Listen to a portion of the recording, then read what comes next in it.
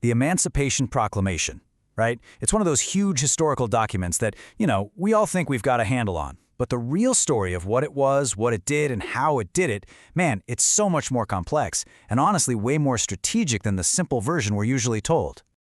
And this quote, it just hits the nail on the head. It perfectly sets up the puzzle we're going to try and solve.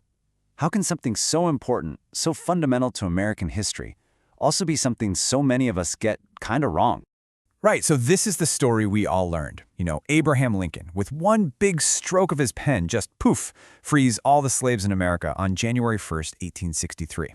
It's presented as this single, grand, moral act, but the truth? Oh, it's way more interesting. It's all about legal jujitsu and hardcore military strategy. All right, so here's how we're going to break it all down. We're going to ask, why is it so misunderstood? What was its real purpose? Who did it actually free? How did it completely change the war? And finally, what's its lasting legacy? Let's dive in. Okay, so first up, a misunderstood masterpiece. The big question is, if this document was all about freeing the slaves, why were there so many exceptions? This is the first thing you really have to wrap your head around. Why this big proclamation of freedom seems, at first glance, to leave a whole lot of people out. And this right here is the absolute heart of all the confusion. Why on earth would it only apply to the states in rebellion, but not the slave-holding states that actually stayed loyal to the Union? Places like Kentucky or Maryland. The answer isn't that Lincoln lacked the moral will. No, it's that he was playing a brilliant and very careful game of legal and military chess. Which brings us to its real job. It was a calculated war measure. See, you got to remember, Lincoln couldn't just snap his fingers and end slavery everywhere. That wasn't a power the president actually had. He had to work within the Constitution, and his biggest powers, well, they came into play as commander-in-chief during a war. So here's the key. The proclamation was justified as a fit and necessary war measure. This is so important.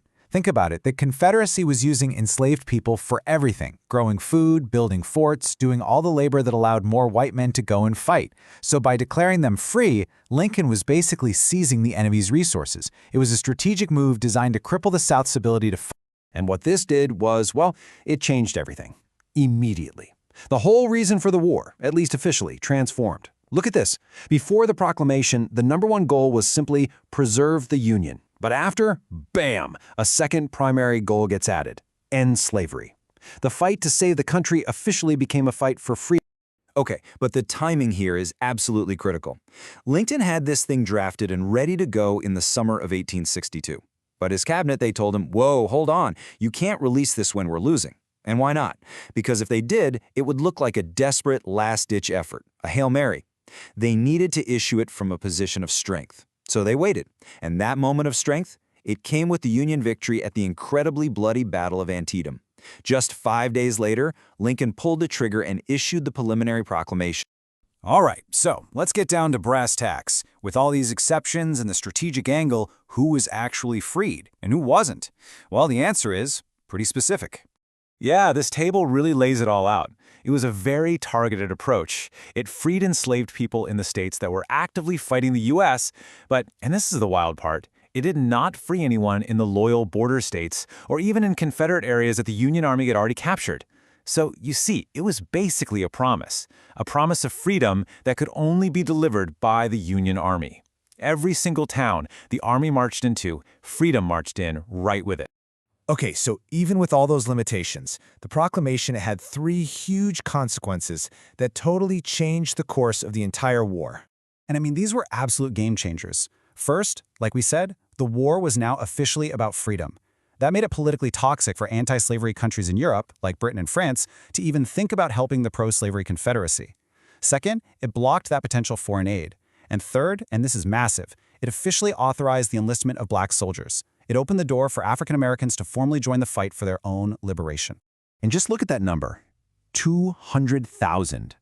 By the war's end, almost 200,000 African American men had served in the Union Army and Navy.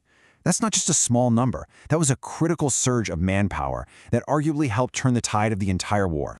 And the great abolitionist Frederick Douglass just said it perfectly. He argued that once a black man put on that blue uniform, picked up a rifle, and fought for the nation, well, there was no power on earth that could deny he had earned his right to citizenship. It was a claim sealed in battle. So this all leads to the big question.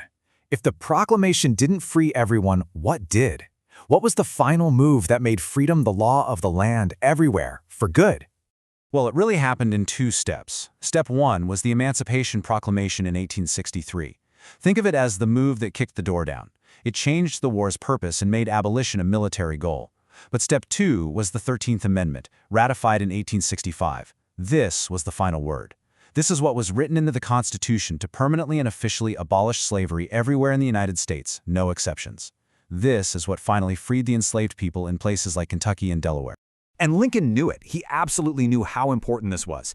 He said, if my name ever goes into history, it will be for this act, and my whole soul is in it. He saw it as more than just strategy. To him, it was the most important thing he would ever do. So that leaves us with this final question to think about.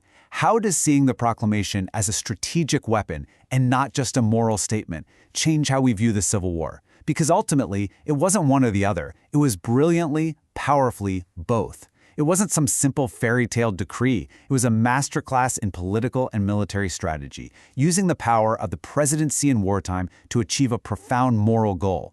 It's what turned a war to save a country into a war to define its soul, forever changing what freedom really means in America.